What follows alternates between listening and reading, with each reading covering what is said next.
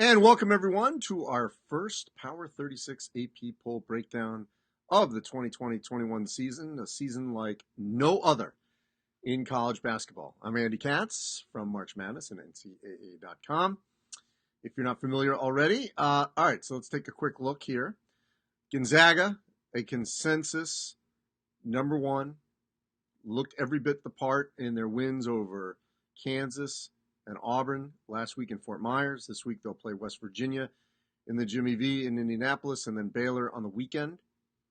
Our player of the week was Luka Garza from Iowa. Team of the week was Gonzaga. Look, they played Southern and NC Central, obviously weaker competition, but Garza was dominant, and I'm sure he will have many opportunities to win this throughout the course of the season. And there were plenty of really good performances across the board, but he was so dominant in his first week. 33 points, 25 of 29 from the field in the two games, averaging 33 points, that I felt like it was the right move to go with him right off the start. Let's set the standard here. Player of the week, team of the week, number one team in the country, favorite to win player of the year. So Iowa looked good, and I know, like I said, weaker competition, but Baylor ended up playing this weekend, knocking off Washington pretty handily. And the Big Ten is loaded in my groupings here because they're all playing well for the most part. Illinois had a scare against a pretty good Ohio team, and Jason Preston from Ohio will join us on March Madness 365. Jalen Suggs from Gonzaga, as well as Scott Drew from Baylor, also on the podcast. Villanova, already down to 12 in the AP poll. I dropped them to 7. It's an overtime loss to Virginia Tech. I saw them just absolutely be the dominant team in their win over Arizona State in the Empire Classic. I was there in person in the Mohegan Sun, so I felt good about Villanova still being a top 10 team. That game could have gone either way in the overtime game against Virginia Tech. Richmond, and that's the difference. Richmond was the better team, maybe not the more talented team. They were the better team against Kentucky, okay? And Matt, I'm going to address this right now. There's a Duke hater, okay? That is the most ridiculous narrative, all right? Just stop it with that.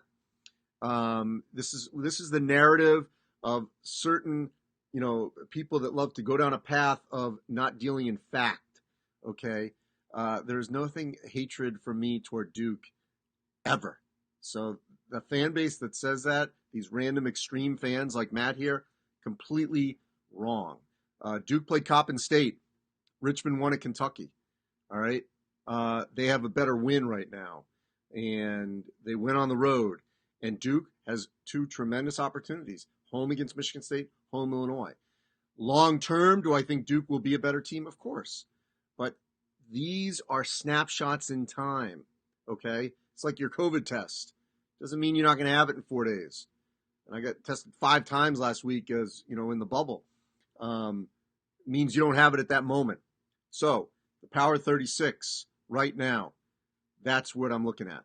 And if there's one mistake you want to nail me on, and that's fine. I kind of got lost on where to put Texas Tech, and they fell out. So that's a fair criticism because I think Texas Tech will be right back in. But they did not look very good against Houston, a very good team, by the way, that dismantled them. So the same thing with Kansas.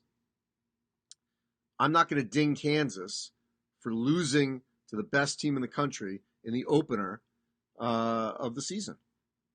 So I kept them at 8. I still think Kansas is going to be really good, and we'll see what happens against Kentucky this week in Indianapolis. Houston, I moved up to 11. These were rankings I had for my preseason poll, and I used those on NCAA.com. You can see where I had them in the preseason and then where I put them here. Other ones that jump out at me, Virginia Tech, I did put at 18, 16 in the AP poll, so very comparable. San Diego State, I had in the Power 36 at 23 after beating UCLA. Did not make the AP poll. Arizona State, they didn't play well against Villanova, but I didn't drop them all the way down to 25 the way the AP did. I have them at 19. Tennessee and Florida haven't played yet. Oregon, we don't know yet. Same with Florida State. Let's wait. So that's fair. Virginia, 15 in AP, and I have Virginia at 14. So very comparable. Creighton, 9, I think a little high. I have them at 13, although they look really good in their one game so far. West Virginia, I have at 12, 11, so we're very comparable there. So the back part, here's where, let's go from 28 down of teams that I recognized. Western Kentucky win over Memphis. Good game against West Virginia. I'm interested to see, as we're taping this, Alabama, Providence, Stanford, North Carolina, they're all playing Indiana in the Maui Invitational, relocated to Asheville. Clemson beat Purdue. I know people go, Purdue's not a top 25 team, but Clemson looked really good in that game. Amir Sims, all ACC type player. Oklahoma State with Cade Cunningham off to a really good start. Louisville beat Seton Hall. UConn obviously just took care of Hartford early, so they're going to be in the bubble later in the week. Oh, St. Louis, this is a good one. So St. Louis, 20 in my poll, okay, and did not crack the AP poll, yet they beat LSU. Interesting that St. Louis didn't get the love from the AP poll. All right, so let's. Florida is ready to play in. They're going to be playing Boston College and Army, I think, up at Mohegan Sun. Matthew Sanford says, did I see Murray State as a top 25 team? Do I later in the year? Well, they put 173 in their last game, so possibly if they could score like that, obviously that's kind of ridiculous. But look, Mauricio, I think Rick Stansbury has got a squad. I mean, they are the team to beat in Conference USA right now. They've got a game against Rhode Island. I don't have their whole schedule memorized. I do know they have a game against Rhode Island, which will be Rhode Island's guards against the bigs of Western. I think will be a very interesting matchup. So I think that they certainly could be. Let's see what else we got here. Samuel, can Iowa go higher than 3? Sure. See what happens to Gonzaga and Baylor. Can Iowa be number 1 at some point this season? Certainly can. People are giving updates of the Davidson, Texas game as we are taping. Daniel, you want to discuss Gonzaga? 1 reserve and 1 assistant. Yes, that's who the positive tests were. And look, I'm just going to tell you this on COVID. Every school is dealing with this a little differently. Every conference.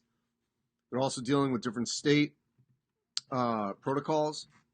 Gonzaga took multiple planes down to Florida, had everyone spaced out appropriately on the plane. And look, they did the contact tracing. I'm not saying what's right or wrong. I'm just telling you what they did, and I will tell you that it was approved. Otherwise, they would not be playing. Kansas played St. Joe's. St. Joe's had a positive. Kansas is still playing Kentucky.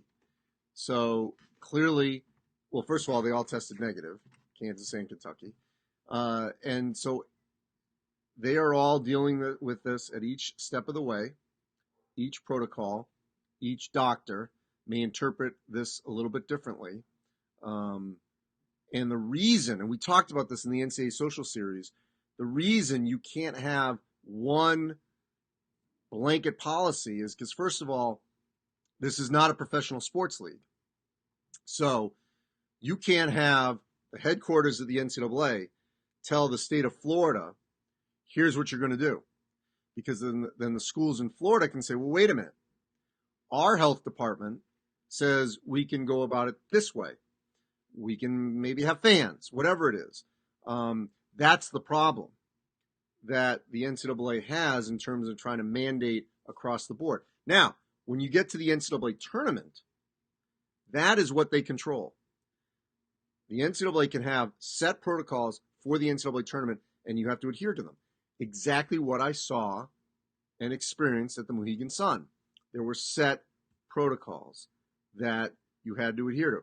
You had to have a negative test before you arrived. Stephen F. Austin and Maine weren't able to go through because they did not have that. Okay?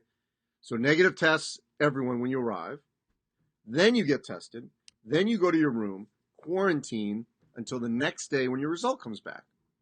And actually, Maine arrived with a positive. Stephen F. Austin, that's what happened to them. Stay overnight, they get a positive, they're out. Then when you're there was testing. So we had another test in the middle on Wednesday, then again on Friday. So multiple testing once you're there. And it's a mixture of saliva and nasal.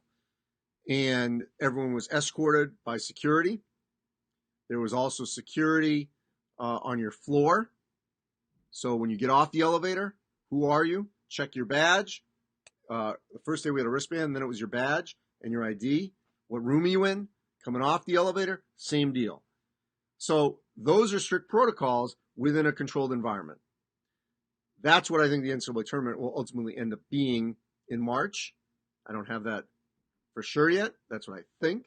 And I think other leagues could end up doing this if they go to sort of controlled bubbles, whether it's their conference tournament, or if they decide at some point in January and February to scrap what they're doing now and go to a same site to play a bunch of games. I think they will take the model that we saw at the Mohegan Sun and transfer that. So that's the problem. When it's just state, and why the NCAA tournament is in one state, it's because it's so much easier to deal with one set of health protocols rather than 13 different states. All right.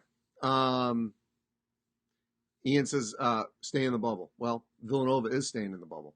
They picked up another game. I actually thought that made the most sense for a lot of these teams. Don't leave the bubble. Get all the games you can get because you know you're going to get them because everyone in the bubble, once they're in. There's been no positive tests once everyone cleared that first wave. As I said, Stephen F. Austin didn't clear that first wave. Everyone that has cleared the first wave so far, with 5 days left of it, no one had tested positive. Shelley, let's go back to Duke. This is a nice question about Duke. Shelley says, do I think Duke is too young to make it all the way? No, I do not. Because Wendell Moore, Matthew Hurt, two leaders complementing the freshmen, they've got enough balance to make a deep run. Now, of course, experience is going to matter more this year than any other because of the potential hiccups and adversity. So, how many bids out of the ACC, asked Stephen? Well, Clemson and Virginia Tech certainly are playing well. They've got some shelf life wins. The ACC, I think, will get its share. The SEC, we got to wait and see what happens with Tennessee and Florida, who have been on stop, because they're expected to be obviously tournament teams. And Alabama, I want to see what happens this week. Arkansas, I want to wait till they actually play some people. But overall, the league was a little disappointing here in the first weekend. So we'll see what happens there.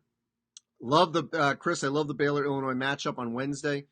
I think it's going to be really interesting for, first of all, if Baylor plays zone, and they don't only play zone anymore, but if they play zone, the pressure is going to be on Illinois to make three-point shots. And that has been a bit of a bugaboo for them, although they're better this season. Certainly I would assume it is. But on the flip side, while Baylor has length and athleticism, Illinois has a little more beef and more strength inside. So how do they balance? I think it's going to be a great matchup. Let's see.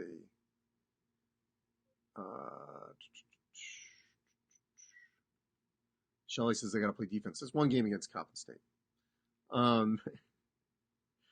Ivan, about Illinois' win over Ohio, what I was impressed with is they learned how to finish games already, which is something I carried over to last season.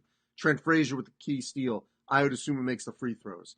That was good for them to get pushed right off the bat. I mean, Ohio's going to be in the thick of the race in the MAC, so I thought that was great that they got pushed like that. Let's see here.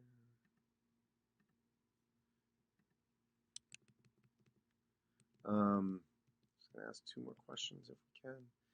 Kenyon asks how many bids out of the Big Ten. I think it's going to be somewhere in that 9 to 11 range. Yes, 11. Remember, even though we're the Power 36, look for this to be really the Power 37, because without the Ivy League, this is not official yet. I think we will ultimately have 37 at-large berths. Jabari Wilson asked, where would I rank Ohio State? A lot of Big Ten questions here. Not yet. I mean, they beat a Lowell team that beat San Francisco. They beat Illinois State. Let's see what happens over the next couple of weeks. And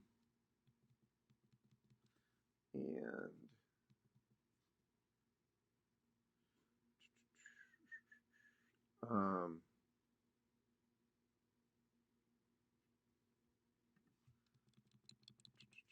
right, one more. I'm trying to find one more here. Nathan, how far outside of the Power 36 did I have BYU? Definitely in that next grouping. How big that grouping is, I mean, there was like 8 teams I was looking at. But BYU's got a big week. They play USC this week up in Connecticut, still trying to secure that second game. So that'll be really interesting to see what happens with the Cougars this week. All right. I want to trying to keep this to 15 minutes every week because it can drag too long. But I think it's a good time frame for 15 minutes, trying to get to a lot of questions. This is going to keep being fluid, and it's just great that we got it back. Look, enjoy all of it because we never know how fleeting all this is. Just be thankful that we've got games to watch. And, I was fortunate to be there last week. Might be there again this week.